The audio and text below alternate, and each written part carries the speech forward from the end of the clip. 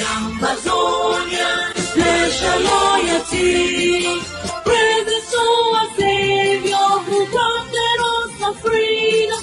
Allegiance to the hero who brought along we gather.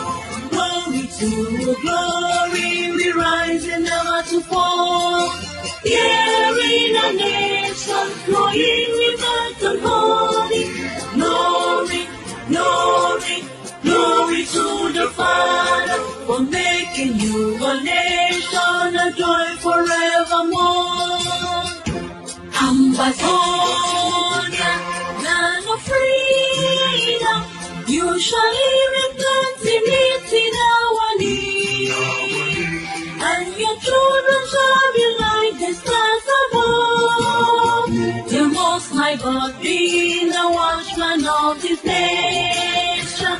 Ambazonia, land of freedom, you shall live in plenty, meeting our need, and your children shall be like the stars above. The Most High God being the watchman of this nation.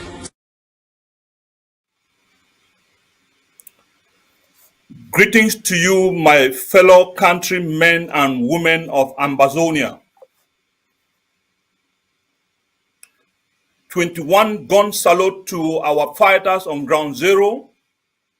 Revolutionary greetings to our fathers, mothers, brothers and sisters, children back in the territory of Ambazonia. And welcome to this special address to the people of Ambazonia. My name is Comrade Fuabe. I'm the Chief of Staff of the President of the Ambazonia Governing Council, AGOVC. As you all know, Dr. CHO AYABA, your leader, was arrested by the Norwegian police in September 2024.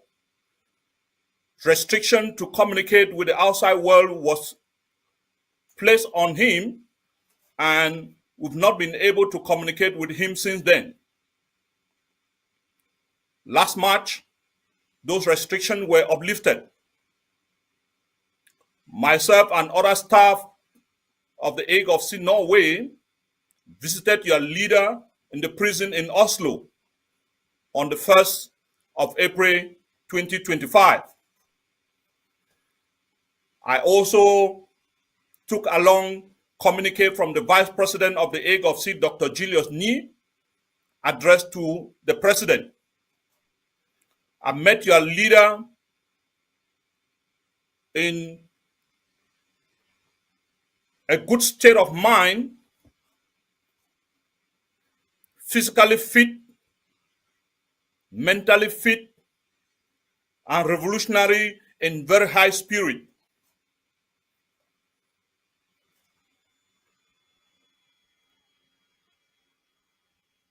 The President was briefed by myself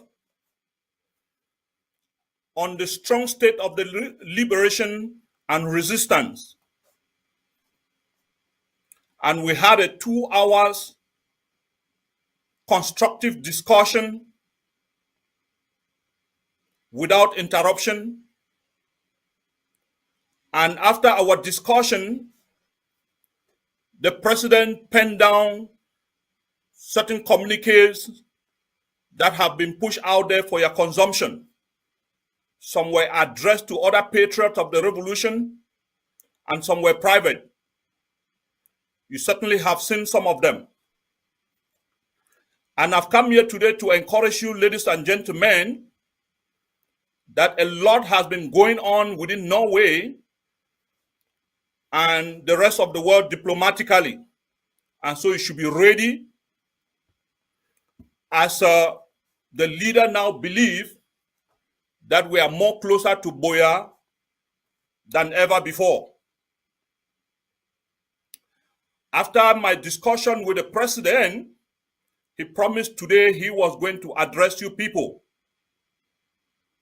And so I want each and every one of you to listen attentively, because at the end of the communique, At the end of the address, we expect you fellow Ambazonians on ground zero to know exactly what to do in the days that are coming ahead.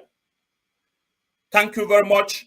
And here comes your president, Dr. CHO AYABA, in the prison of Oslo. Thank you very much.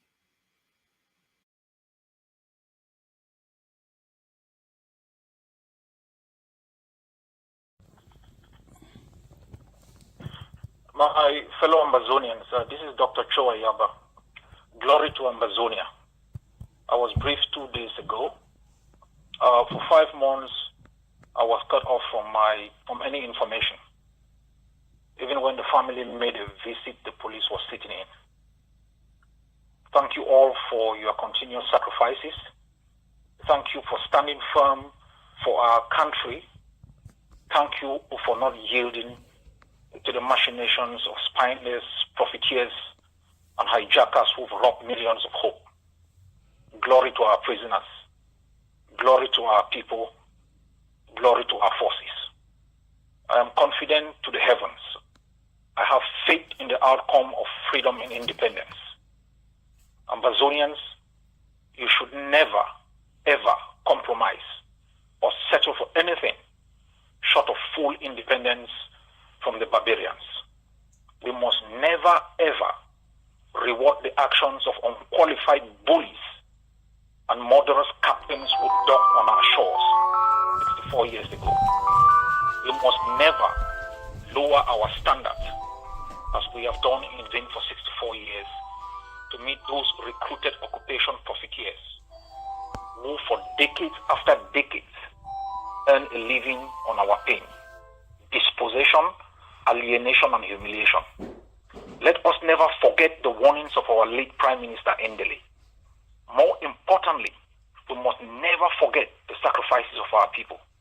They never died in vain, never went to jail in vain, and never fought in vain. At our lowest moments, when everyone thought we would be dissolved in 2 weeks, none but us spoke for us. It's 8 years now. When they burned 10 villages, 100 villages, 1,000 villages, they thought we will give up. They push our population to rise against our forces. They call our forces criminals. It's 8 years, and we are still standing. It takes hard work, my people, an enormous sacrifice, perseverance to succeed even in the smallest human endeavors. Sometimes one generation only conceives of an idea that takes 3 other generations to actualize. The mindset to improve on our lot and live a better society than we met must drive everything we do. You may walk in a pharmacy and pick up a packet of paracetamol to stop pain or reduce fever. It may have taken you just 1 hour and a few hundred amber.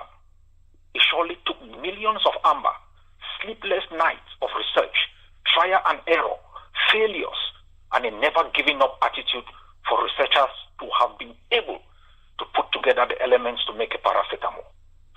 You may take for granted when you open your eyes in the morning and you are able to see. Millions live in places where sight alone is a luxury. You step into an airplane at the Manfi International Airport, and in 6 hours you are in Brussels. Thousands died to enable a 12,000-ton piece of metal stitched together to taxi down a runway, lift up at high speed, gain altitude, and maintain a cruising speed of sometimes 700 kilometers an hour. Your weight of 50 kilograms cannot keep you airborne for 2 seconds. It is not about gravity, but how to beat it.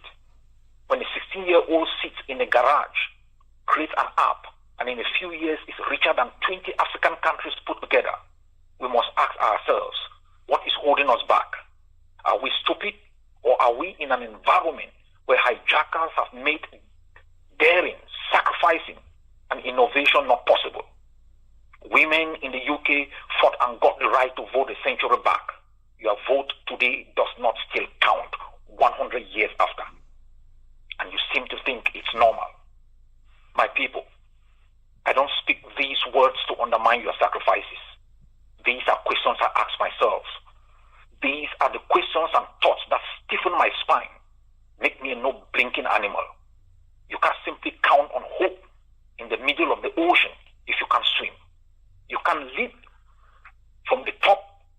mountain.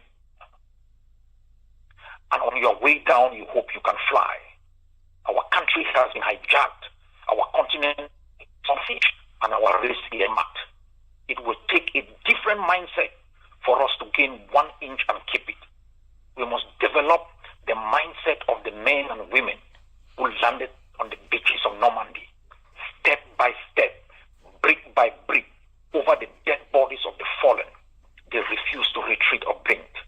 They had set their eyes on an enemy whose defeat was necessary for the survival of the human race. They knew it may require their lives, and they did it anyway. When tyrants rule by terror and subdue men and women of honor to surrender, abdicate their responsibility and give up on the assumption that tyranny yields to reason, good faith shows compassion in the face of pain. When diplomats with the abundance of experience and history on their trail appease tyranny and succumb to blackmail as though Chamberlain's lesson is extinct. When profiteers of genocide, aggression, alien rule enable and collaborate with the loot and a system of utter brutality with the hope that our defeat will usher them power, lest they forget Petain and Quisling. I remind all that history is a valuable lesson that has stood the test of time. Ambazonians rose, and no force exists that will bring it down. They can hold 100 conferences and diplomatic deputations. They can utter thousands of lame words to appease the vulnerables of the moment. For the first time in our history, something stands between Cameroon and the defeat of Ambazonia. It is what Foncha and Ndele lacked. It is what John Fundi lacked. It is what we lacked in 1995. It is the Ambazonian forces. Without them, Cameroon's old strategy of bribing leaders, killing many, burning villages, putting thousands in jail, exiling others, would have left the population vulnerable and defenseless.